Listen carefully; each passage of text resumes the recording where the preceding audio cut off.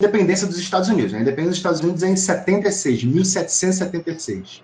Ao lado da Revolução Francesa, em 1789, e da Revolução Gloriosa, em 1648, inglesa, né? Essas são as três grandes revoluções políticas que inauguram a modernidade, certo? Depois, 1776 é a independência. 11 anos depois, você tem a primeira Constituição dos Estados Unidos, de 1787. E aí você tinha duas correntes que basicamente não se respeitavam, né? Era uma política que não era baseada na tolerância mútua, era a política da guerra total, entre federalistas e republicanos, certo? A primeira geração desses políticos, né? Mesmo depois de George Washington, que foi o primeiro presidente, era uma geração que tratavam uns aos outros, as duas correntes se tratavam como inimigos, e não como rivais legítimos, né? Então, portanto, não havia tolerância mútua, havia intolerância mútua, né? Só a partir da segunda geração que eles falam que a política de oposição total tinha se tornado a política de tolerância mútua. Quando é que isso acaba? Quando é que isso rompe? Com a Guerra de Secessão. Quando a questão da escravidão, ou melhor, da abolição da escravidão, toma a cena pública, sacou? Porque esse arranjo de poder, baseado na reciprocidade, na tolerância mútua, na reserva institucional, ele só deu certo quando ele estava em jogo apenas, enquanto rivais, homens brancos. Quando a abolição toma a cena, o que você tem é a guerra civil, né? Em 1860, você tem a eleição presidencial que coloca Abraham Lincoln no poder. Ele tinha uma posição mais contrária à escravidão, embora ele tenha oscilado durante a biografia dele. E aí é a história que vocês conhecem. Os Estados do Sul se declaram independentes, tem a Guerra de Secessão, que dura 5 anos, né? Os registros, eu já li livros que falam de 500 mil mortos e de 1 milhão de mortos. Né? Assim, é uma ferida que está até hoje aberta. É isso que eu queria dizer aqui. Assim. A Guerra de Secessão não acabou em grande medida. Né? Então, quando você tem a Guerra de Secessão, 5 anos de guerra civil, e a guerra acaba com a vitória dos Estados do Norte e com a abolição da escravidão através da 13ª emenda. Eu acredito que a maioria de vocês aqui já viu o documentário, né, da Netflix, a 13ª emenda, que é a emenda à Constituição que abole a escravidão, né? E que abole a escravidão, salvo como punição de um crime pelo qual o réu tenha sido devidamente condenado. Então, é uma emenda que, ao mesmo tempo que proíbe a escravidão, permite ela sob certas circunstâncias, que é a circunstância de ter cometido um crime. Então, o que passa a acontecer? E o filme mostra muito bem isso, o filme do documentário da Netflix.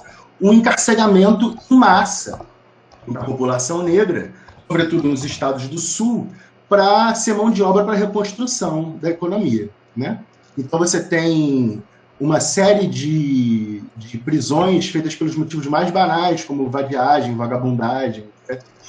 E esses presos, então, poderiam, pela 13ª emenda, ser escravizados, né? Ao lado disso, o que você tem, também é uma história que vocês já conhecem muito bem, são as leis segregacionistas, né? As chamadas Jim Crow Laws ou Black Codes, né? São as leis de segregação racial, ou melhor, de segregação espacial e urbana em termos raciais, né? E em detrimento da população negra e em favor dos brancos, certo? Então você tem uma série de direitos civis, o próprio direito de voto, que é cassado, né? E a população negra não pode votar, e tem uma série de direitos civis negados.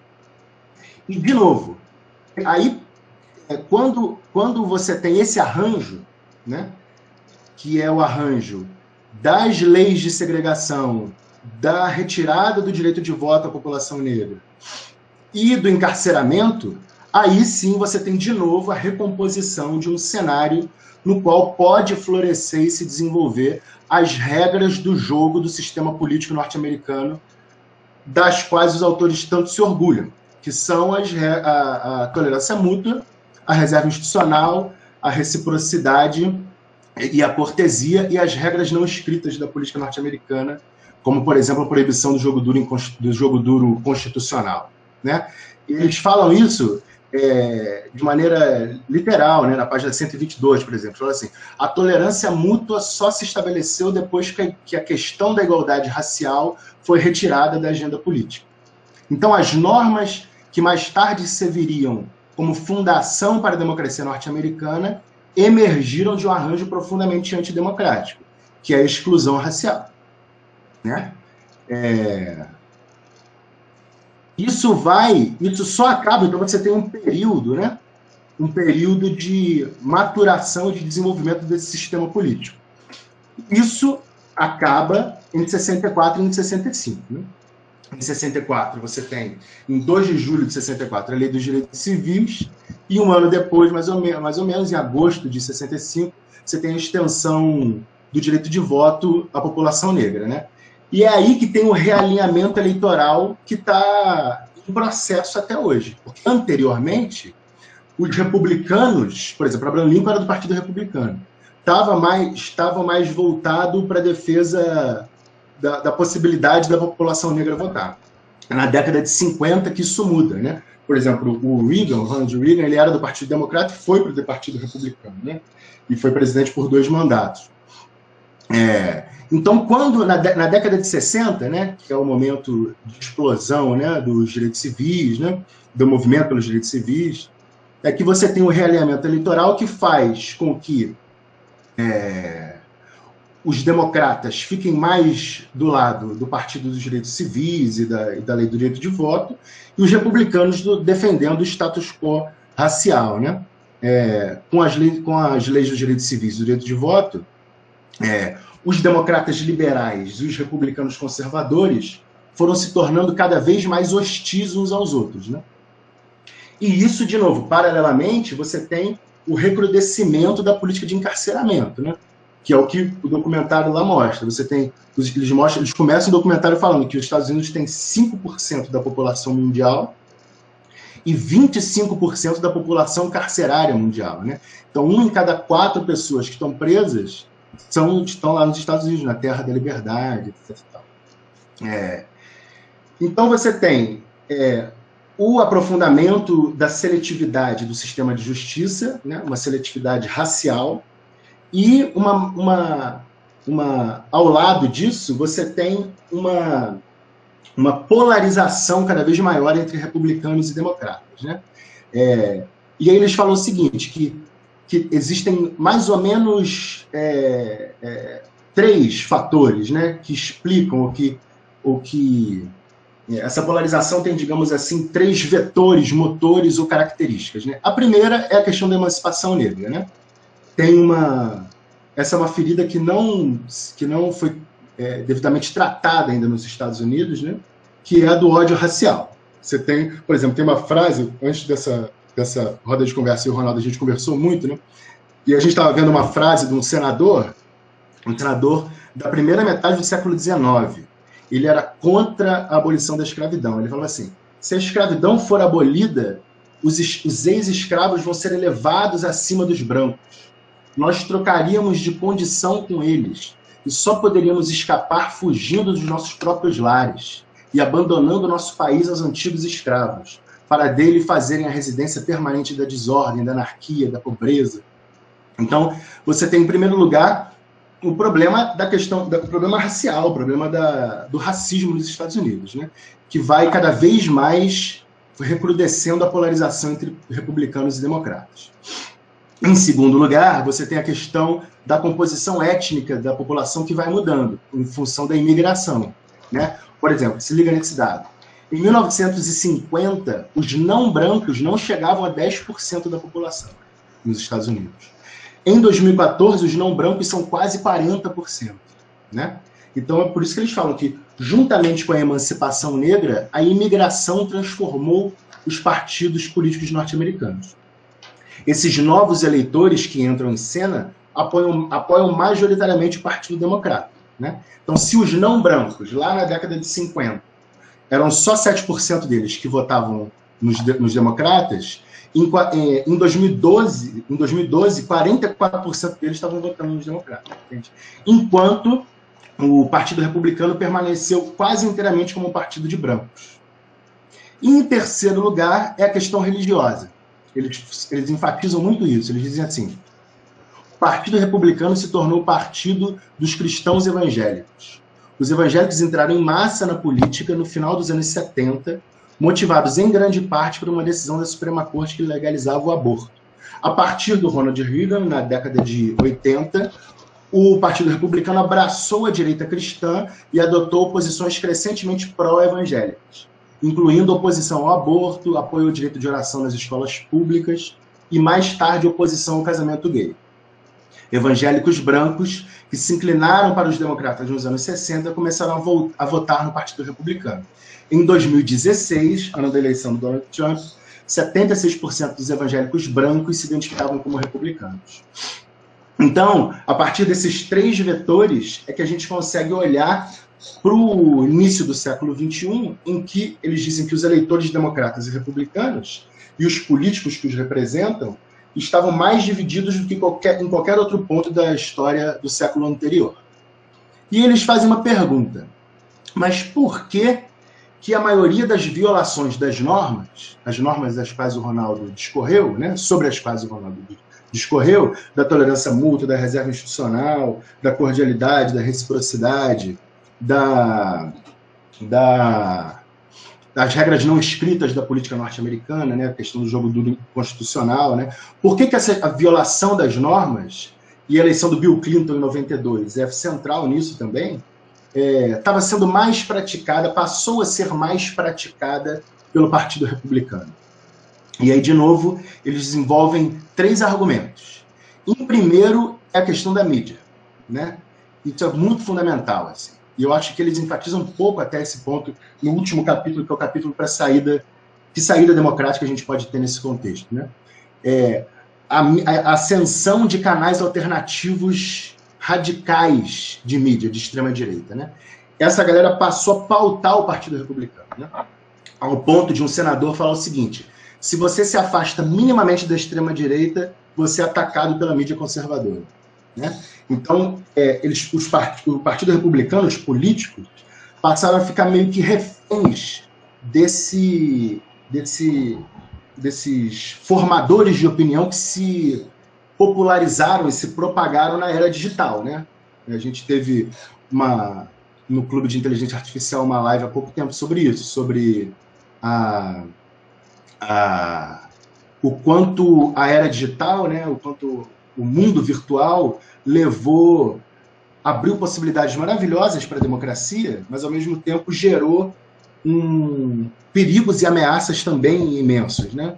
E, enfim, esse é um outro papo, mas o fato é que a ascensão da mídia de extrema-direita é um primeiro fator, que teve mais eco no Partido Republicano.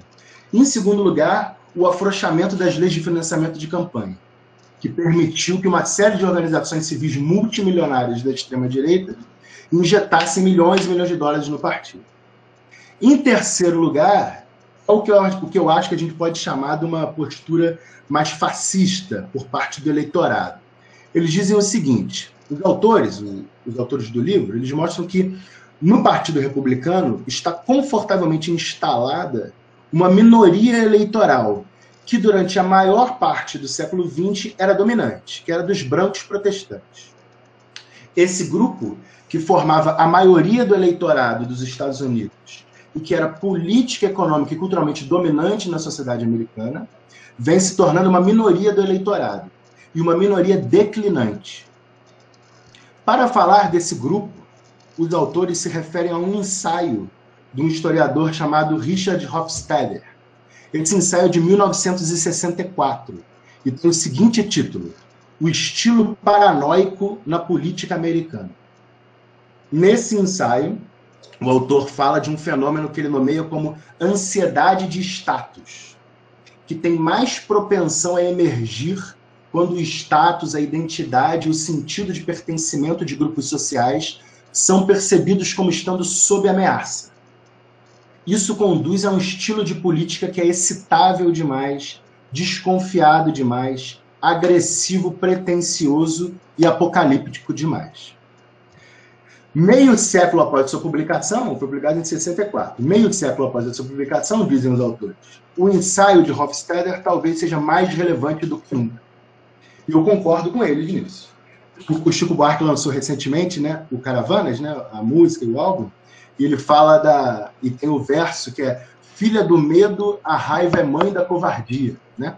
Então as pessoas estão se sentindo ameaçadas e estão revoltadas, às vezes com razão, né? Em função do desemprego, em função da violência e tal, estão se sentindo ameaçadas em seus valores, em seus modos e estilos de vida, e começam a radicalizar, né? Eu acho que para a gente entender isso, é interessante a gente olhar, por exemplo, para os slogans da campanha do Trump. Era assim, take our country back, né? Tomar o nosso país de volta, ou make America great again, tornar a América grande de novo, né? Quer dizer, tem uma percepção de que a América está acabando, né? E que tem um outro que precisa ser destruído e apagado. Essa percepção pode explicar a ascensão, dizem eles, né? Estou citando. Essa percepção pode explicar a ascensão de um discurso que estabelece uma distinção entre os americanos verdadeiros e aqueles que são associados a liberais e ao Partido Democrata. Se a definição de verdadeiros americanos for restrita a nativos, falantes de inglês, brancos e cristãos, então fica fácil entender porque os verdadeiros americanos podem ver a si mesmos como em declínio, certo? O perigo de tais apelos é que caracterizar os democratas como americanos não verdadeiros constitui um ataque frontal contra a tolerância mútua, né? Por exemplo, um outro ponto de inflexão foi a eleição do Obama em 2008, né? Na campanha, uma massa grande dos eleitores republicanos e políticos de expressão do Partido Republicano pintavam Obama como terrorista, como muçulmano, como marxista, como alguém que não era um americano de verdade, né? Um político de expressão falou o seguinte, a não ser que Obama prove que eu estou errado, ele é um marxista. Um congressista de Iowa chamou Obama de anti-americano e advertiu que ele levaria o país a uma ditadura totalitária, né? E a Sarah Palin, que era a vice do John McCain naquela eleição, também era uma representante forte dessa extrema-direita, né? Em pintar o adversário não como um rival legítimo, mas como um inimigo que precisa ser exterminado, né? As multidões gritavam, né? Traidor, terrorista, acabem com ele, quando ela fazia os seus discursos inflamados, né? Eu acho, eu já estou chegando aqui pela minha conta, uns 19 minutos de fala, eu gostaria de falar do Adorno, da reflexão do Adorno sobre o fenômeno do autoritarismo e do fascismo. Porque o Adorno é um teórico, né, um filósofo, sociólogo, associado à Escola de Frankfurt, e viveu o período alemão, né, e viveu o período nazista, e ficou exilado, né? Em 1933, a Alemanha já está nas mãos totalmente do Partido Nazista, e ele sai fora, né? Ele fica exilado um tempo na Inglaterra e um tempo nos Estados Unidos. E nos Estados Unidos, ele escreve junto com o Horkheimer a Dialética do Esclarecimento e coordena uma pesquisa sobre a personalidade autoritária nos Estados Unidos, né? A pesquisa era sobre posições políticas fascistas nos Estados Unidos, né? A ideia era mostrar que o fenômeno do fascismo não era um fenômeno político isolado, mas que tinha conexões profundas com o clima cultural geral do modo de produção capitalista. Ele coordena essa pesquisa ao longo da década de 40, né? Portanto, no meio da guerra, né, ele está produzindo isso, ele está escrevendo a Dialética do Esclarecimento também, que sai em 44, e aí publica Personalidade Autoritária em 1950.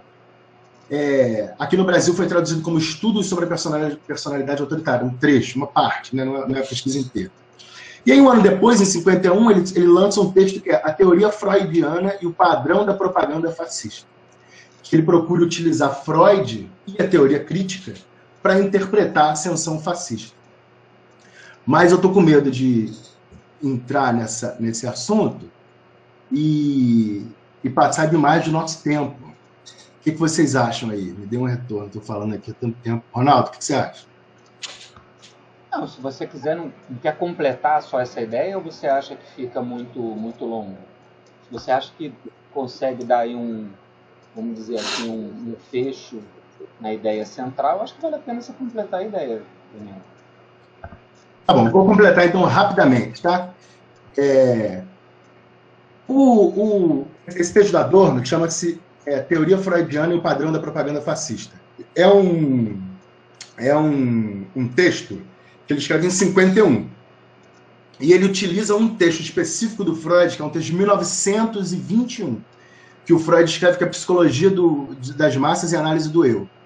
Esse texto de 21, né, o Freud escreve, mas ele não está falando propriamente do fascismo, né, porque o nazismo, ele ainda praticamente não existia na Alemanha. Né, o Partido Nazista é fundado em 1920, né, 19 tem o Partido dos Trabalhadores, aí 1920, fevereiro de 1920, é fundado o Partido Nazista. Ele escreve em 21, não é propriamente para falar do nazismo, mas aí o Adorno entende que Freud estava sendo pioneiro ali e procura desenvolver a ideia de que aquele texto do Freud é importante para entender a ascensão nazifascista ao longo da década de 20, 30, na Alemanha, na Itália e no próprio Estados Unidos, diz o Adorno, né? E aí, eu acho que tem duas ideias ali que são muito interessantes. Que é a ideia de que a pergunta do texto é assim, o que ata, o que vincula o seguidor ao líder, né? Dentro de uma política fascista. Quais são os mecanismos que vinculam de maneira tão poderosa o grupo e o indivíduo ao líder, né? Essa vinculação do indivíduo ao líder mediada pelo grupo. Então, são dois mecanismos, o da identificação e o da idealização, né? O líder, ele encarna uma personalidade muito poderosa, muito perigosa, e ele é tido como... ele é visto como uma pessoa com superpoderes, digamos assim, né? A ideia de carisma é boa, a ideia do Weber de carisma é boa para entender isso. Porque o carisma é a crença coletiva na excepcionalidade do líder, né? No caráter e na capacidade extraordinária de uma determinada liderança. E tem também uma sede, uma vontade de ser dominado por essa liderança, né? É como se o indivíduo se rendesse ao grupo e à submissão ao líder, porque é aí que ele satisfaz um impulso arcaico de se integrar e se entregar a uma autoridade onipotente e incontrolável, né? E o seguidor, ao fazer do líder o seu próprio ideal, ele ama a si mesmo, né? Tem essa ambiguidade, essa contradição, que assim, o líder ele encarna uma onipotência ameaçadora e absoluta, mas ao mesmo tempo ele precisa se apresentar também como alguém com quem o seguidor possa se identificar, né? Então o líder encarna um super-eu, um super-ego exagerado, inalcançável, e que vai nos guiar, né, na luta contra o outro, né? Esse outro pode ser a corrupção, pode ser os judeus, pode ser os marxistas, pode ser os muçulmanos, né? Esse outro, né, vai nos guiar nessa cruzada, mas ao mesmo tempo esse cara ele precisa aparecer como mais um de nós aqui, né? Então, como um homem comum, né, com alguém com quem o seguidor possa não só se submeter, mas também se identificar. E aí o Adorno fala o seguinte, que é assim que a imagem do líder satisfaz o duplo desejo do seguidor em se submeter à autoridade e ser ele mesmo a autoridade. Eu acho essa ideia sensacional, assim, que tem essa coisa de você se submeter a uma autoridade onipotente e ameaçadora e se identificar com ela ao mesmo tempo, satisfaz esse duplo desejo, né, de submeter a autoridade, de ser você próprio a autoridade, né? Encarnar essa autoridade, né? Eu ia falar ainda as três coisas que eles indicam, três caminhos para sair disso, né? Primeiro, ele reduzir a desigualdade, porque a desigualdade é, digamos, a mãe de todos os males, né? A desigualdade econômica, né? O Hobsbawm falava, por exemplo, que sem a crise de 29 o Hitler não existiria, e é verdade. Então, você tem um problema de desigualdade, você tem um problema de uma política do partido que precisa expulsar os extremistas, e há casos desses na história, e você precisa estabelecer pontes e coalizões entre as forças democráticas. E eu acho que eles terminam o livro de uma maneira muito bonita, falando do sonho de uma democracia multirracial. Lembra muito o nosso país, né? Você tinha, por exemplo, toda uma geração de políticos, de intelectuais na década de 50, na década de 60 aqui no Brasil, o Darcy Ribeiro, o Brizola, a Maria da Conceição Tavares, o Paulo Freire, Florestan Fernandes, Celso Furtado, um monte de gente, e o pessoal todo do cinema novo, Cacá Diegues, que acalentava esse sonho, né, que era um sonho do Darcy, de construir uma democracia multirracial nos trópicos, né? E que foi um sonho abortado pela ditadura militar, pelo golpe de 64, que se aprofundou em 68. E eles terminam o livro falando exatamente desse horizonte, botando esse horizonte, né, assim, que é um desafio, deles, né, construir uma democracia na pluralidade, na diversidade racial e étnica. O que é improvável no curto prazo, né? Acho que a gente vai ter que fazer uma outra roda, Ronaldo. Vai ter mais tempo. Eu acho que sim, Daniel. Olha só, nós já temos uma pergunta aqui no chat, aí eu começo respondendo, depois você comenta, até para você dar uma descansada aí, enquanto isso os outros participantes podem ir pensando aí em outras questões que aí podem colocar, inclusive... E vai escrevendo aqui no chat. Isso, ou mesmo se coloca oralmente, faz a sua pergunta. Fala, né? Isso, abrir a fala aí, o microfone e falar. Isso. Todo mundo. Mas o João Pedro, ele faz a seguinte pergunta, né? O descontentamento e desligamento de ministros que não estão de acordo com as orientações e coordenações do presidente é uma atitude totalitária, né? Ou melhor, são atitudes totalitárias? Eu posso começar respondendo, depois você entra. Mas, assim, João, conceitualmente falando, não.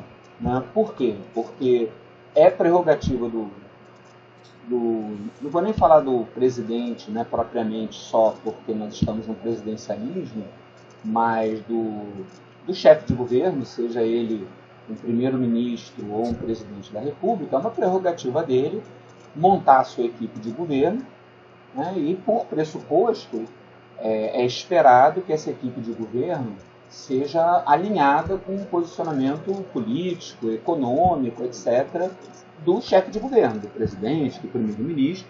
E, portanto, se você tem um participante dessa equipe de primeiro escalão que, de alguma maneira, não se coaduna, né, com a linha do presidente ou do partido, não é, por si só, um ato autoritário, né, retirar esse ministro, esse colaborador. É claro que a gente tem que, para analisar casos específicos, a gente tem que ver a motivação desse afastamento, dessa demissão, né? O que levou a isso, e às vezes dentro disso você vai encontrar sim um comportamento de desapreço pela democracia, um comportamento que denota um viés autoritário, tudo isso. Mas por si só, afastar, mudar a sua equipe de governo é algo que está dentro das regras do jogo democrático, é uma prerrogativa e, por si só, né, não é digamos assim, um comportamento necessariamente autoritário.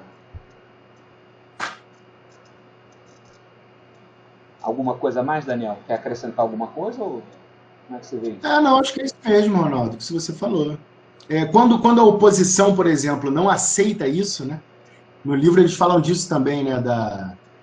De quando Obama é eleito e tenta negociar um acordo com o Irã, que o Congresso manda um representante falando que o Obama não tem direito de fazer isso. Quando você tem uma oposição que não deixa o presidente eleito ou a força eleita governar, aí sim que é um problema, né? Queridos, vamos lá. Queremos muito ouvir perguntas ou, não sei, ponderações. O mais legal é a troca. Apesar da gente eu principalmente... Talvez falando demais. Eu principalmente me penitencio, né? Mas, enfim, nós temos aí um tempo para a gente conversar, para perguntar ou para colocações. Eu gostaria muito de ouvi-los. Isso, seria ótimo. Vamos lá, gente.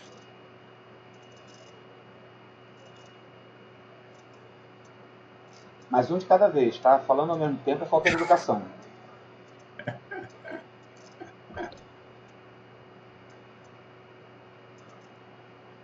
Se quiser, pode perguntar no chat, enfim. Pode abrir a câmera, abrir o microfone e falar ou escrever. Isso. Oi. Fala, Luan. Oi, Luan. Oi, então, não é exatamente uma pergunta, mas eu queria que vocês falassem um pouco do desgaste da imagem do país por ter um presidente, um primeiro-ministro, enfim, a sua figura de poder como uma pessoa autoritária. Pode ser? Sim, pode ser. Pode? Quer começar, Daniel? Ou eu começo? Pode falar, pode falar. Bom, o que acontece, Luan? Primeiro nós temos que avaliar perante quem esse desgaste estaria acontecendo, né? Quer dizer, admitindo a ideia de que temos um governante com esse tipo de viés a partir das suas atitudes, declarações, etc., né?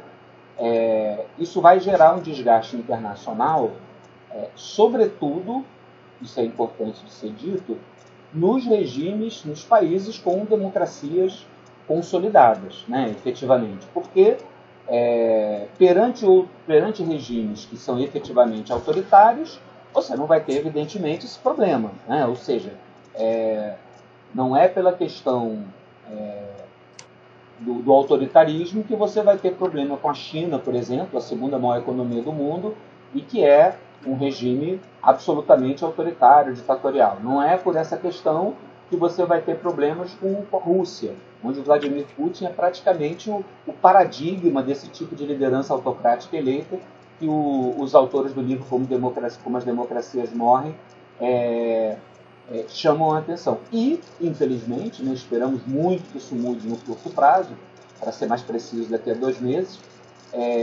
nos Estados Unidos, também nesse momento, esse tipo de comportamento, pelo menos frente ao atual governo norte-americano, também não representa, né, por si só, volto a dizer, frente ao atual poder executivo, atualmente, não representa um mau momento. Agora, frente aos outros países democráticos, sim, inclusive por uma diversidade de pautas e de agendas, né?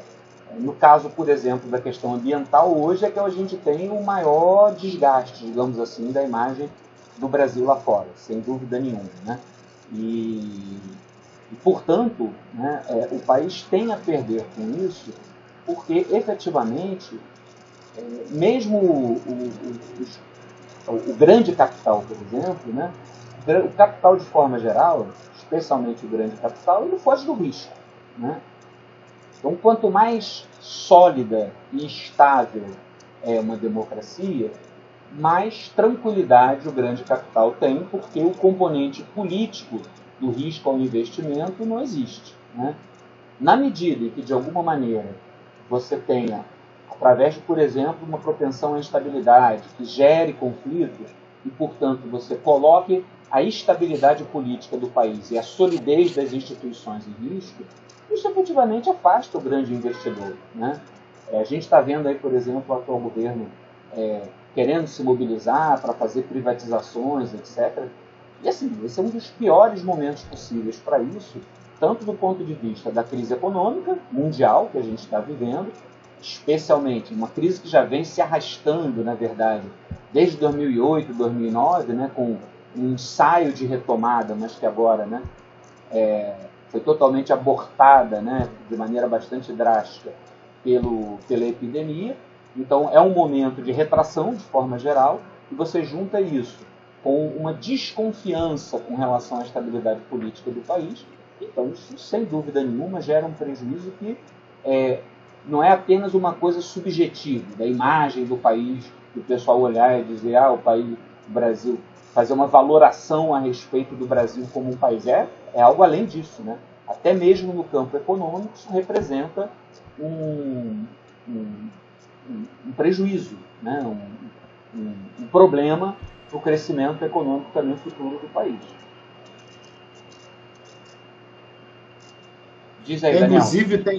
Inclusive no livro eles usam exemplos, né, de empresas, por exemplo, que aderiram a boicotes progressistas, né, nos estados que hasteavam a bandeira confederada, que estavam em maior...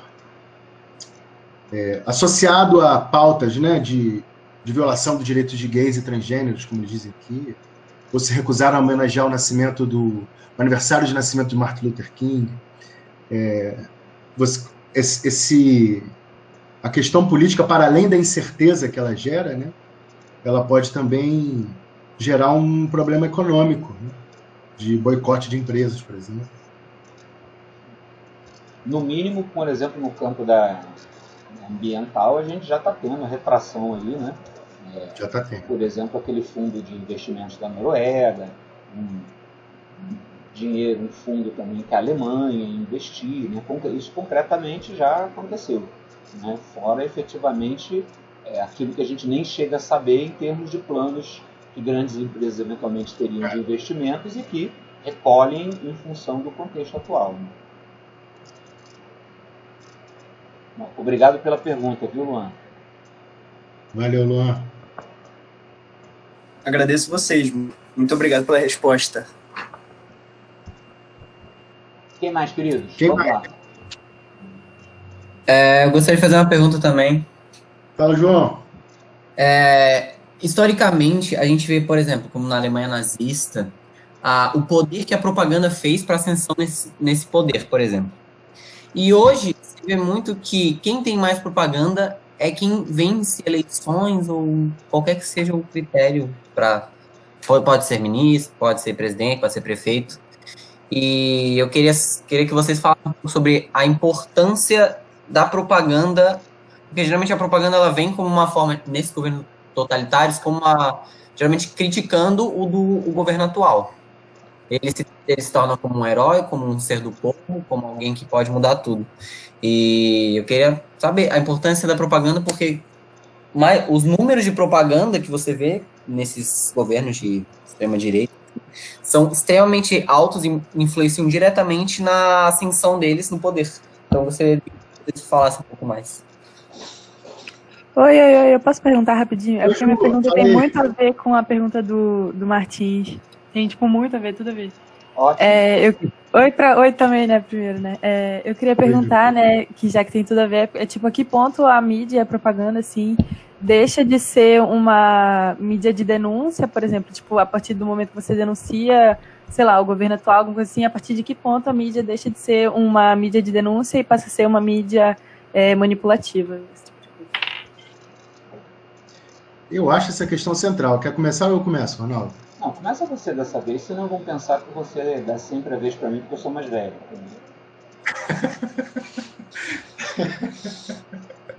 Tá certo. Eu acho essa questão central. E não é só de hoje, né? Por exemplo, eu peguei aqui para mostrar para vocês uma fala do Goebbels, em 1933, o ministro da Propaganda e do Esclarecimento Público do Partido Nazista, do governo nazista, né? Em 1933 já era governo. Ele fala assim: o rádio é o intermediário mais influente e importante entre o movimento espiritual e a nação. Acima de tudo, é claramente necessário centralizar todas as atividades do rádio. Então, assim, a política, ela tem a ver de maneira muito central com a narrativa, né? Com a propaganda. Isso não é de hoje. A gente acha que isso é de hoje, nessa questão da fake news, ou da manipulação da informação, né? Isso é desde que a política é política. Sei lá, o Marx, por exemplo, na Guerra Franco-Prussiana, logo depois da Guerra Franco-Prussiana, teve a Comuna de Paris. E aí tem uma carta que o Marx escreve para o Engels, falando assim: cara, eu não aguento mais ficar respondendo a todos os editoriais de jornal que chega acusando a Primeira Internacional comunista de ter comandado a comuna e tal. Então ele reclamando na carta de que ele passava horas e dias respondendo aos jornais que estavam, segundo ele, divulgando informações falsas, né? Em 1750, no livro que eles falam também, tinha uma lei de sedição, que era uma lei para impedir informações falsas sobre o governo nos Estados Unidos. Então, essa é uma questão totalmente central, assim, e que a extrema-direita descobriu primeiro, né? Por exemplo, essa questão do Goebbels entender a centralidade do rádio, o que o Hitler entendeu sobre a necessidade de fazer propaganda e de divulgar, né, e de investir na propaganda, no marketing político mesmo, né? Ele fez isso antes, primeiro que todo mundo, né? E hoje em dia, você tem, os autores falam isso no livro, um dos fatores que levou a uma maior radicalização do Partido Republicano foi o fato de que ele ficou refém da mídia de extrema-direita. Inclusive, no final do livro, eles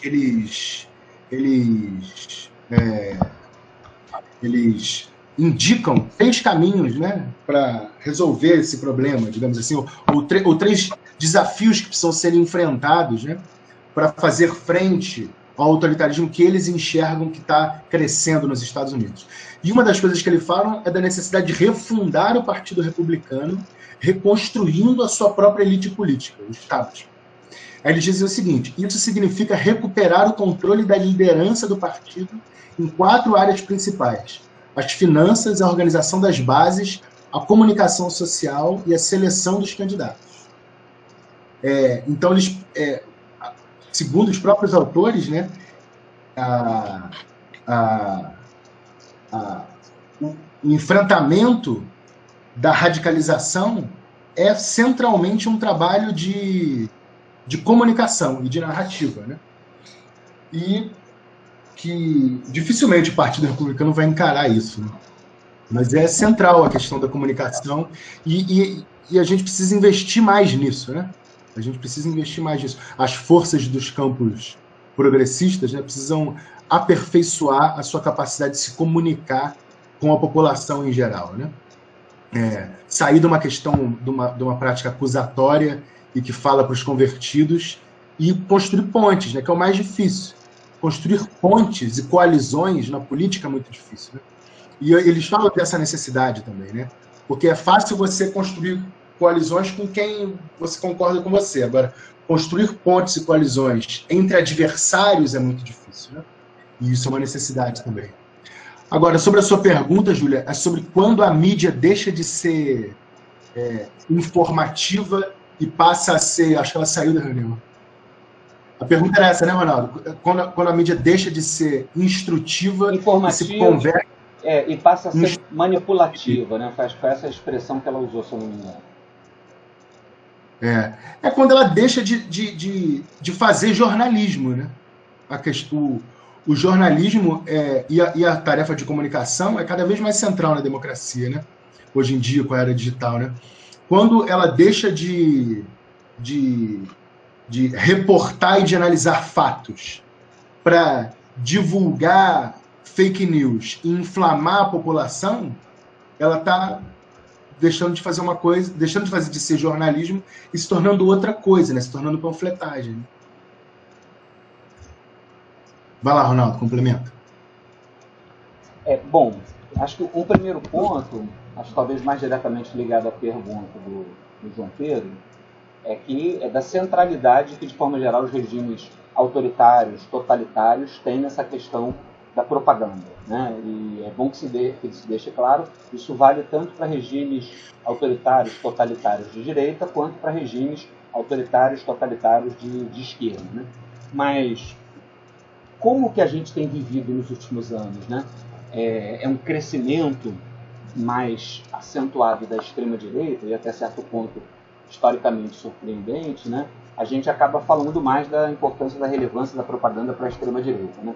E eu, particularmente, eu e outras muitas pessoas, o Daniel também, a gente tem ficado muito mexido com essa história toda do que está acontecendo no Brasil e em outros países, e a gente tem, tentando entender melhor, né, acaba que a gente tenta entender um pouco melhor o que aconteceu lá na Alemanha, né? Eu, por exemplo, peguei esse livro aqui, que é A Chegada do Terceiro Reich, escrito por um professor inglês, né, mas radicado nos Estados Unidos, chamado Richard Evans. Ele hoje está na Inglaterra de novo, que é uma trilogia, são 3 tijolos desse tamanho aqui. Eu não consegui ler esse aqui até o final, mas eu fui até 33, né? E aí eu quero ler uma passagem aqui que ele cita, né, um excerto, falando do que o Hitler escreve no Mein Kampf, aquele Minha Luta, no livro dele, de 1923, que ele escreve no períodozinho ali que ele está preso, a respeito da propaganda, que eu acho muito interessante e instrutivo para entender alguns aspectos da propaganda, ainda que com outras plataformas que a gente tem hoje em dia, né? Toda propaganda deve ser popular e seu nível intelectual deve ser ajustado à inteligência mais limitada dentre aquelas a que se dirige.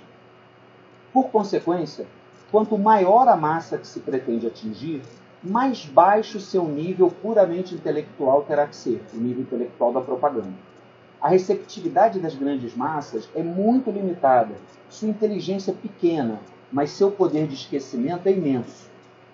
Em consequência desses fatos, toda propaganda eficiente deve ser limitada a uns poucos pontos e deve martelar nesses slogans até o último membro do público entender o que você quer que ele entenda com o seu slogan.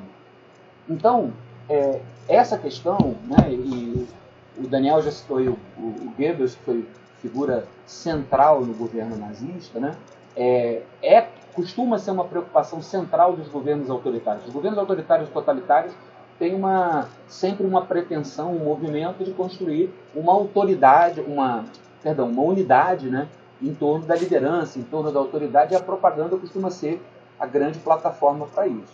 A grande questão é que no passado, na era pré-telecomunicações de massa, pré-internet, vamos dizer assim, o controle da informação era muito mais centralizado, né? Eu estava lendo sobre isso no outro dia, você ali nos anos 60, por exemplo, nos Estados Unidos, onde eles tinham basicamente 3 grandes redes de televisão, que ainda existem, né? ABC, NBC e CBS. O que não aparecia ali, nessas 3 grandes redes, não chegava ao americano médio, basicamente. E hoje, a grande novidade é que, principalmente, né, através dos meios digitais, é possível você difundir informação e, inclusive, desinformação, propaganda, de uma maneira muito mais descentralizada. E aí a gente entra nessa questão que a Júlia perguntou, né? Até que ponto a mídia deixa de ser informativa, passa a ser manipulativa, etc., né? Bom, em primeiro lugar, a gente tem que ter clareza de que não existe a informação neutra, né? A própria pauta, a própria escolha do que vai ser noticiado já demonstra algum tipo de posicionamento.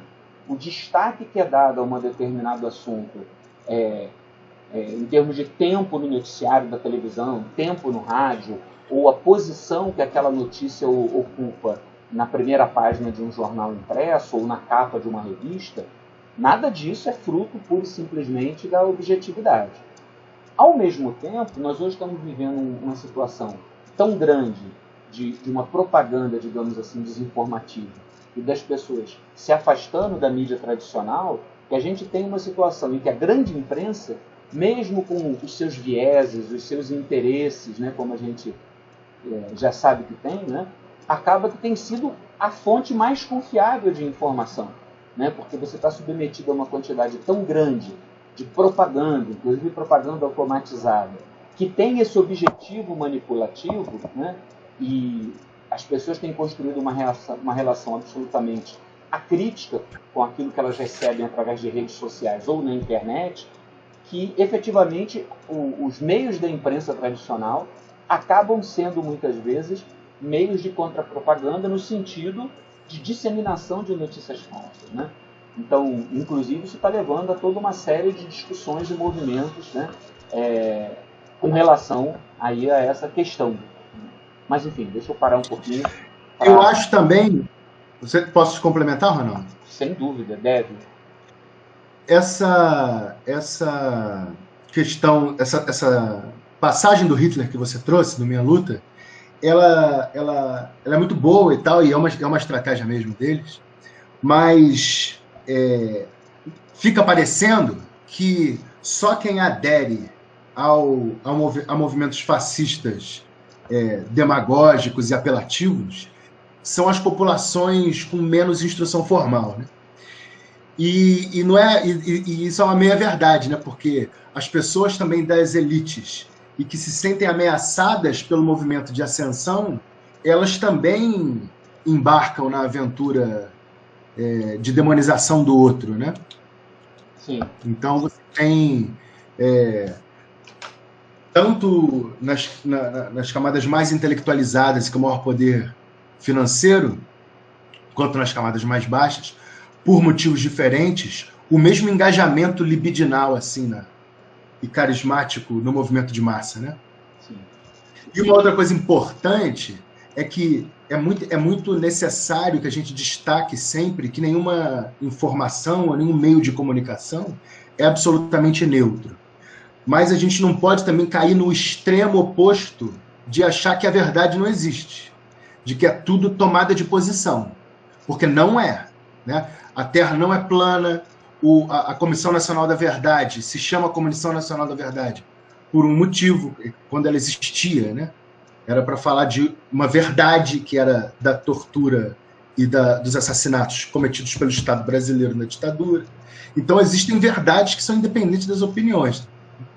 E aí, eu acho que a grande questão é a gente conseguir construir, o lema da nossa escola, né?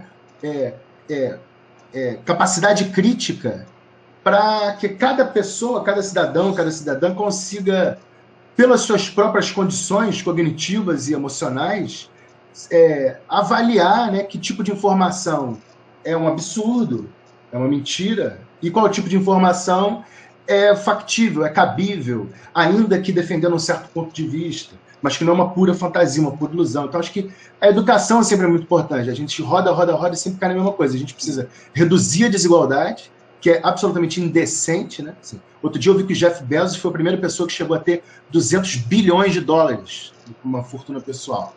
Isso é obsceno, entende? E isso gera insatisfação e frustração continuamente. Isso devia ser proibido, um negócio desse. Então, tem que reduzir a desigualdade e investir em educação, numa educação para autonomia, não é para doutrinação. Para autonomia, como é o lema da nossa escola mesmo. Deixa eu passar para uma outra pergunta aqui, da nossa queridíssima Adriana Gonçalves, né? Ah, tô vendo. Ela basicamente pergunta o seguinte: como é que a gente avalia a democracia brasileira e americana atualmente, e que rumos vocês acreditam que esses dois países terão nos próximos anos? Quer começar? Eu começo? O que você quer? Posso começar? Então vai lá. Eu acho que tem um desafio que é comum, que é o desafio de conseguir fazer alianças entre adversários. Se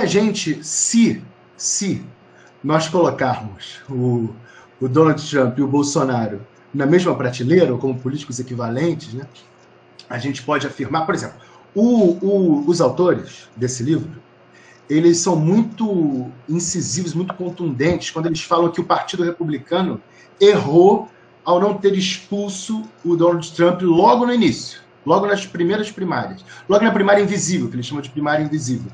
O que o Partido Republicano, segundo eles, devia ter feito era ter se unido aos democratas contra as facções mais extremadas do próprio partido.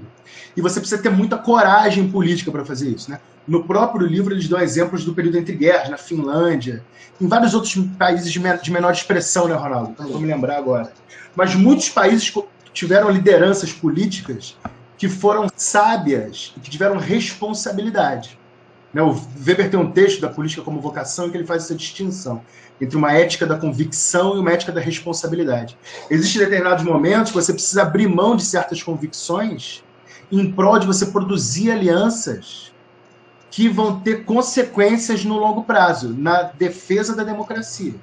Então, acho que a gente pode dizer que tem um arco que vai do Partido Novo e do PSDB ao PSOL, que é a defesa do Estado de Direito, da democracia.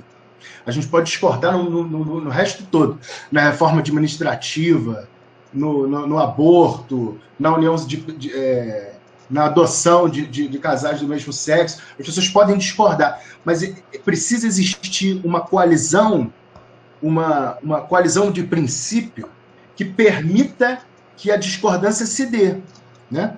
Você precisa ter... E para isso, precisa ter coragem, né? Precisa ter coragem. As grandes lideranças, os grandes políticos que têm esteio social, eles precisam, mesmo com grandes divergências, eles falam isso. Fazer coalizão com os amigos é fácil. Agora, fazer coalizões com os rivais, com os adversários, é mais difícil. Mas é possível e necessário. Então, acho que esse é o primeiro desafio que é comum. E que foi um desafio que não foi encarado adequadamente em ambos os países. Eu tenho mais uma coisa para falar, mas vai você, Ronaldo. Depois eu complemento. Prefere? Prefiro. Bom, basicamente assim, os dois países, como já disse o Daniel, têm em comum essa polarização, né? Ainda que seja uma coisa meio diferente, meio difusa, enfim. Eu estava lendo, por exemplo, eu coloquei lá na página da sala de atualidades, eu coloquei uma entrevista de um dos autores do livro, Stephen Levitsky, que ele deu ao El País aí há um pouco tempo atrás, né?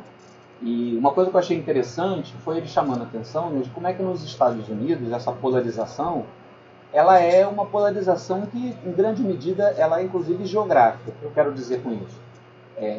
Determinados contextos e lugares dos Estados Unidos, como, por exemplo, as áreas mais urbanas e cosmopolitas e metropolitanas, dos litorais, principalmente, tanto Pacífico quanto do Atlântico dos Estados Unidos, em determinados contextos você praticamente não encontra o trumpista, o republicano radical, né?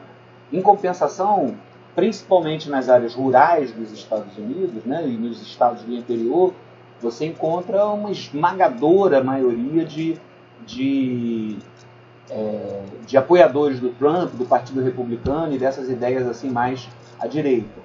Então, eu acho que no Brasil isso não está ainda, digamos assim, tão definido em termos, essa clivagem não está tão estabelecida em termos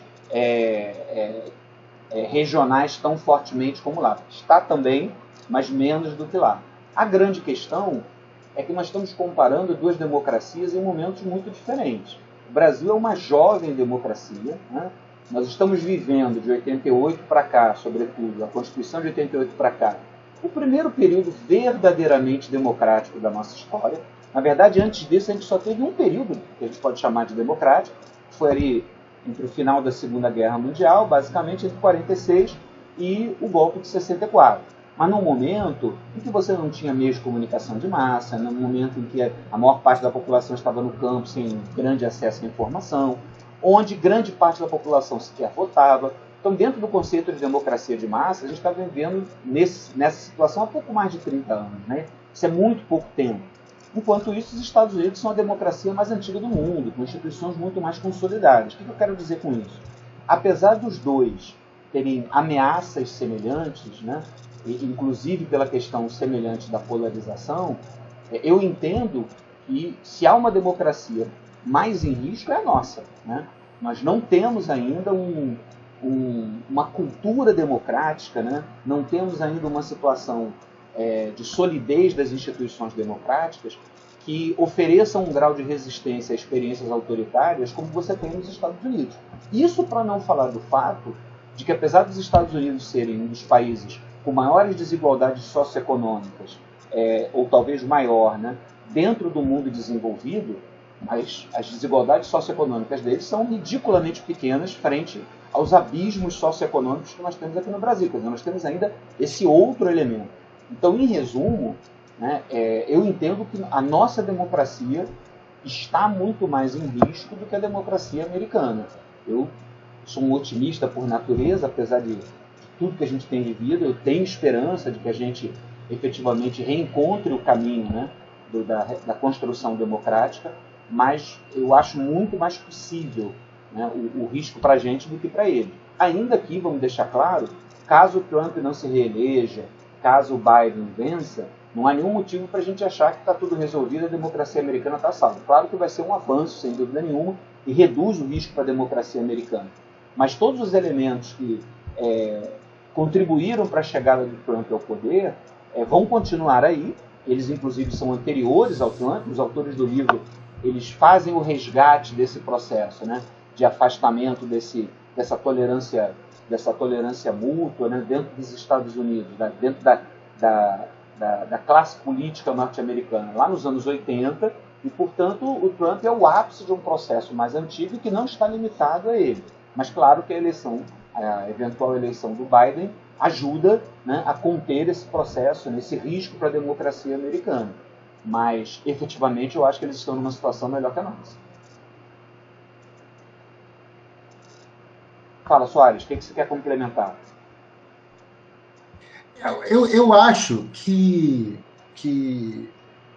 a democracia nos Estados Unidos, eu entendo, esse livro me fez duvidar um pouco dessa afirmação, de que os Estados Unidos são uma democracia muito sólida e constituições muito sólidas, porque tudo que eles mostram como sendo constitutivo desse sistema político, com todas essas regras do bom tom e da tolerância, isso sempre foi muito restrito a uma minoria, né? Ou uma parte, já foi maioria, né? Foi muito restrito a um certo grupo social, que era dos brancos, homens e cristãos, assim. Esse sistema só conseguiu sobreviver e florescer quando ele não incluía outros segmentos, né? Quando você teve a discussão da escravidão, teve guerra civil, e quando você teve a emancipação negra e a mudança da composição étnica, com a entrada dos radicais na política, isso se destroçou. Não sei se eu estou me fazendo entender assim, exatamente, Ronaldo e pessoal. Tem uma artificialidade muito grande, né? Nessa democracia sólida, institucionalmente falando, né? A gente tem outras perguntas só aqui. Complementando, sem dúvida, a gente tem que passar logo para a pergunta do João e do Luan, para a gente se encaminhar para encerrar, mas, sem dúvida, assim, o processo democrático, às vezes a gente fica com a ilusão de que é uma curva, uma linha reta, né, de ascensão ou de declínio, e o processo é muito mais irregular, né? Muito totalmente. Não tem progresso, avanço e recuo, nenhum. Exatamente, né?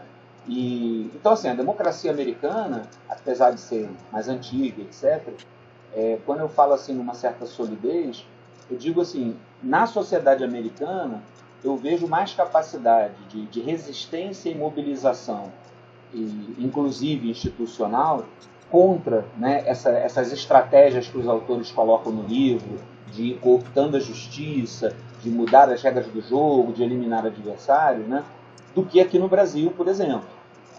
A democracia americana, com todas as democracias têm seus problemas, mas, apesar de tudo, ela abre algum tipo de margem para esse tipo de mudança que em outras sociedades menos democráticas, né, seriam muito mais difíceis. Por exemplo, a questão da desigualdade racial não foi resolvida, né, pacificou, mas de alguma maneira você teve espaço para o crescimento dos direitos civis, né? Quer dizer, você tem sempre a possibilidade do germe da mudança, né? É igual, por exemplo, dentro da África do Sul, né? Apesar de um regime brutalmente e oficialmente racista, em algum momento surgiram as condições para que aquele regime caísse e os negros tivessem um pouco mais de acesso, digamos assim, à vida do país. Ainda que até hoje as desigualdades raciais do ponto de vista econômico na África do Sul sejam enormes.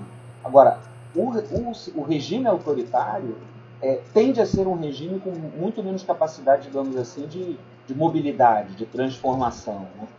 Enfim, eu acho que nós ainda estamos muito mais distantes nesse processo. Mas vamos ver a pergunta do João, porque a gente pode responder a do João e a do Luan e tentar encerrar mais ou menos às 7, né, o Daniel, para não ficar muito longo, né? Então o João pergunta assim, né? As fake news hoje estão diretamente entrelaçadas com o marketing político, sim. No mundo atual somos somente números na internet, sendo difícil determinar quem produz e quem posta.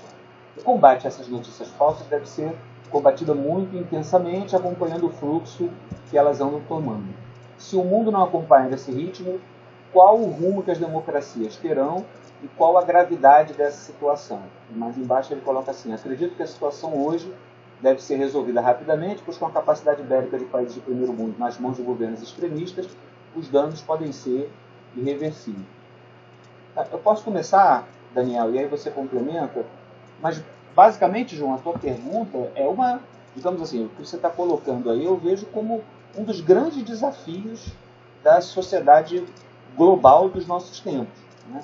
Essa questão é nova, essa possibilidade de disseminar de forma mais difícil de rastrear e mais fragmentada, descentralizada as informações, inclusive as notícias falsas, como parte do cardápio político, é algo relativamente recente, mas se você olhar, começam a surgir algumas iniciativas, né, na direção contrária. Eu acho que até pouco tempo atrás, esse processo estava vindo num avanço muito grande desse tipo de prática, e a sensação era meio que não havia nada a ser feito, e enfim, a gente estava todo mundo meio atônito, mas aqui e ali, não que já se veja com clareza, né, a possibilidade de restrição a isso, mas aqui e ali você nota algumas iniciativas que podem ajudar na direção de minimizar ou mesmo eliminar esse tipo de notícia falsa. Então, por exemplo, né, a própria questão de que as grandes plataformas de mídia social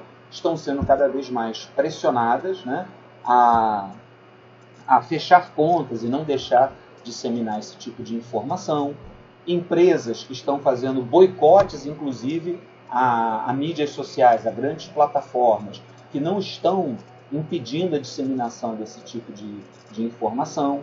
Uma série de coletivos e organizações não governamentais que estão surgindo para denunciar esse tipo de manipulação. Por exemplo, aquela Sleeping Giants, que se estabeleceu recentemente no Brasil, que faz esse tipo de monitoramento, que inclusive, né, apresentou uma série de contas que estavam sendo usadas para disseminar notícias falsas, e as ações que têm sido feitas, inclusive pelo Ministério Público, pela Polícia Federal, prendendo inclusive pessoas que disseminam informações de ódio, de ataque às instituições. A gente teve recentemente aquelas pessoas que foram presas, tiveram bens apreendidos, estão respondendo a processo, porque divulgaram não apenas notícias falsas, mas notícias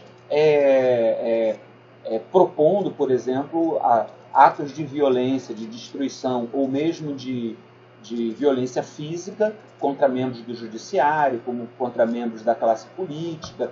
Então, aqui e ali, mesmo que de uma maneira ainda meio incipiente, estão surgindo, né, a sociedade está de alguma maneira conseguindo criar alguns mecanismos de reação que de alguma maneira tem possibilidade de conter um pouco esse tipo de situação. Eu acho que esse assunto vai estar muito na pauta nos próximos anos. A própria questão, como eu falei ainda há pouco, né, do status de autoridade maior que a mídia profissional passou a ter em função disso. Se você for olhar, né, tem aumentado o número de assinaturas, né, claro que predominantemente assinaturas digitais, nos grandes veículos de imprensa do mundo todo. Isso, de alguma maneira, representa, de uma parcela da população, uma preocupação de ter acesso, em alguma medida, né, a fontes mais confiáveis de informação, ainda que não neutras, né, são coisas diferentes. E, portanto, eu acho que esse é um grande desafio, mas que estão aparecendo já algumas possibilidades de caminho para enfrentar essa ameaça aí muito séria à democracia. Diz aí, Daniel. Eu acho também que essa é uma das grandes questões do nosso tempo, né? Como lidar com a desinformação e com a manipulação do comportamento produzida por algoritmos de inteligência artificial em associação com a disseminação de fake news, né? Foi o tema da nossa conversa no Clube de Inteligência Artificial, e é de fato uma questão central em qualquer país do mundo daqui para frente. Sempre vai ser, né? Só tende a ser cada vez mais, né? Eu acho que as iniciativas vão por aí, Ronaldo. Acho que 3 iniciativas são centrais. A primeira são as agências de checagem de notícia. A segunda, você conseguir estabelecer uma legislação que consiga punir os profissionais de produção de fake news, né? Porque isso é uma indústria muito bem paga e muito bem organizada, né? Então acho que a gente tem que ter uma capacidade de conseguir quebrar essas organizações sem ferir o direito à liberdade de expressão, né? E é importante essa distinção, né? O que é liberdade de expressão e o que é libertinagem, né? Isso é uma coisa que a gente via aprender no primário, né? Que a sua liberdade termina quando começa a do outro. Você não pode reivindicar a liberdade para atacar a liberdade do outro, né? Eu até te mandei lá aquele vídeo do Porta dos Fundos, né, Ronaldo? Da polêmica da semana, né? Você não pode tratar... tem que ter uma certa base em comum para a liberdade existir, porque senão é a tirania do mais forte, né? Então você tem que ter alguma legislação para perseguir, identificar e punir disseminação de fake news sem destruir a liberdade de expressão, investir em agências de checagem de notícia e no jornalismo sério, né? E, em terceiro lugar, foi o que eu falei anteriormente sobre a necessidade de criar pessoas capazes de maneira autônoma, discernir, né, e avaliar criticamente as informações às quais elas têm acesso. É o lema da escola, né, de formar para a autonomia intelectual, né? Eu acho que isso é o mais importante de tudo, né? Mais importante do que ficar o tempo todo divulgando verificação de notícia e o tempo todo punindo. O mais importante é você ter uma massa crítica que não vai cair, que não vai ser elo dessa corrente, né, de disseminação de notícias, né?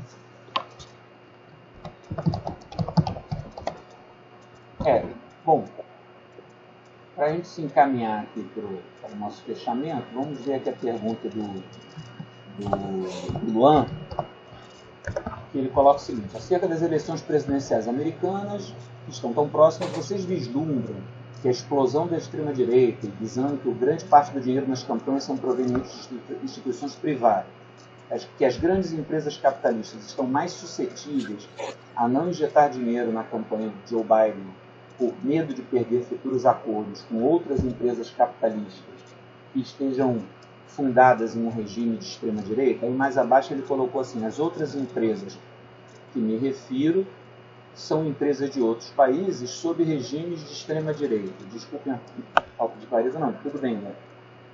Não, isso é importante mesmo. Uma das coisas, eu estava falando para vocês que, né, o que fazer, né?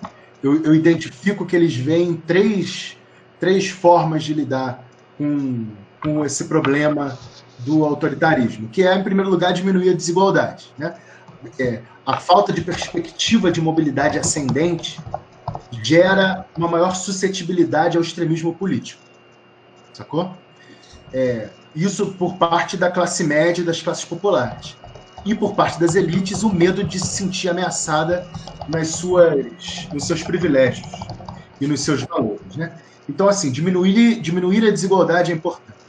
Em segundo lugar, eles falam da necessidade porque a polarização social, ela vai continuar existindo. O que eles defendem é que você tenha um sistema político que seja imune a essa polarização sectária. Então, o que eles falam? Que o Partido Republicano precisa ser refundado. E aí isso passa por 4 áreas, como eu falei para vocês. Finanças, organização de base, está na página 211, Ronaldo, se você quiser olhar aí. Finanças, organização de bases, comunicação social e seleção de candidatos. Eles dizem assim: os republicanos precisam marginalizar elementos extremistas. Necessitam construir um eleitorado mais diverso, de modo que o partido não dependa mais tão pesadamente da sua base cristã descendente. Eles precisam encontrar maneiras de ganhar as eleições sem apelar à adrenalina do populismo. E aí, num outro momento, eles falam da necessidade de se livrar. Aqui, ó, a liderança do partido só vai se transformar se conseguir se libertar das igrejas de doadores externos e da mídia de direita. Igrejas de doadores externos, eles querem dizer não igrejas propriamente, mas coletivos, organizações multimilionárias que injetam muito dinheiro no partido. Então, o partido, segundo eles, só vai conseguir se refundar se conseguir abrir mão desse rio de dinheiro que aflui das organizações de extrema-direita e da mídia de extrema-direita, sacou? Então tem um trabalho que exige muita coragem, né? Não só você construir pontes com adversários, né? Os republicanos não da extrema-direita precisam construir pontes de diálogo, de apoio, de coalizão com os democratas mais liberais, e você precisa cortar o vínculo com os extremistas que vêm do eleitorado e das organizações de mídia e de certos conglomerados econômicos. Eu responderia assim, Luan. O que você acha, Manuel? Não, eu acho muito coerente, Daniel. E outra coisa que eu estava pensando também é que, vamos dizer assim, quanto mais plural é uma sociedade, eu acho que menor essa possibilidade de você ter uma digamos assim, um oligopólio dos doadores para a campanha, né? Ou seja, você tem um grupo muito pequeno e fechado de doadores que vão escolher esse, aquele, ou só esse ou aquele candidato. O que eu quero dizer com isso? A empresa, né, as empresas, de maneira geral, elas procuram, né, não se envolver, né, ou não explicitar, digamos assim, alinhamentos políticos, justamente porque elas não querem perder parte do seu mercado, né? Ao mesmo tempo, quando um país está mais polarizado, fica mais difícil, digamos assim, de ficar em cima do muro. Então, por exemplo, nos Estados Unidos hoje, uma parcela expressiva, como o Daniel já falou, da população norte-americana, não é mais branca, de origem anglo-saxã e germânica, né? Então, uma empresa, por exemplo, que resolva se alinhar exclusivamente, né, por exemplo, com uma proposta mais à extrema-direita, pró-Trump, etc., né, e se recuse a dar qualquer contribuição para o Biden, está abrindo mão de uma parcela bem grande do eleitorado, né, na verdade, do seu mercado consumidor. Então, eu acho, digamos assim, esse é um primeiro ponto, né? Numa sociedade mais plural, é pouco provável, no caso como na sociedade americana, que um candidato fixe em financiamento empresarial. O segundo ponto é que, de novo, né, em cima dessa questão, dessa mudança que a gente tem hoje possibilitada pelas redes sociais, pela internet, etc., hoje a possibilidade de levantamento de recursos para fundo eleitoral, né, junto à população em geral, é muito maior do que no passado, né, muito mais facilmente realizável, né?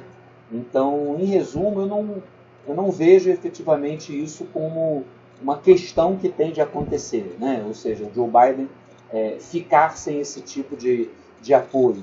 Porque, por exemplo, ao mesmo tempo, pensa bem, você colocou uma coisa assim desse vínculo com outros países que também são de extrema-direita, coisa e tal. Mas, por exemplo, o governo Trump é um governo que ataca frontalmente, né? Meio que ressuscitou um tipo diferente de Guerra Fria, onde a China ocupa o lugar da antiga União Soviética, ele faz todo esse discurso anticomunista, etc. e tal, né? Tá aí numa cruzada para impedir que a gigante chinesa de telecomunicações, que fabrica infraestrutura de telecomunicações, a Huawei, participe de leilões de implantação da tecnologia 5G, não só nos Estados Unidos, né, mas em outras partes do mundo. E então, ao mesmo tempo, se você parar para pensar, empresas, estamos falando da segunda maior economia do mundo, que é a China. Empresas que fazem negócios com a China e que estão muito preocupadas com essa demonização que o Trump está fazendo da China e das empresas chinesas, podem estar interessadas em financiar o Joe Biden para que um relacionamento, digamos assim, bem menos hostil se restabeleça, né, com a China e beneficie os interesses dessas empresas. Então, acho muito pouco provável haver uma escassez de financiamento para a campanha do Joe Biden de empresas que não querem financiá-lo, ou pelo menos empresas, uma quantidade significativa, que não querem financiá-lo porque preferem manter vínculos econômicos com países de extrema-direita. Eu vejo isso como pouco provável a princípio. Mais alguém, gente? Alguém gostaria de fazer mais alguma pergunta? Você ia falar alguma coisa? Perdão, Daniel. Não, eu ia falar para a gente encaminhar mesmo para esse já são 7 horas. Isso. Só se saber se alguém quer fazer mais alguma colocação final, alguma pergunta, mas... Alguém, gente? Sem gritar, gente. Bom, então, basicamente, a gente queria muito agradecer. Foi um prazer estar aqui com vocês. Adoramos as perguntas. Né? E, enfim, a gente pode continuar trocando. Nós vamos colocar alguns materiais lá na sala. Vamos colocar também os links, né, da filmagem aqui da nossa roda de conversa. E a gente vai colocar também lá mais alguns materiais para os interessados, né, darem uma olhada lá, tá bom? Muito obrigado, um grande abraço e boa noite para vocês todos. Fala, Daniel, dá o seu ok aí. Isso, só agradecer mesmo, dar um beijo para todo mundo, falar que a gente está morrendo de saudade e que se for do desejo aí do pessoal, a gente pode fazer uma outra para continuar a conversa. Obrigado, gente. Um beijo grande. Valeu, queridos. Grande abraço. Até a próxima. Valeu.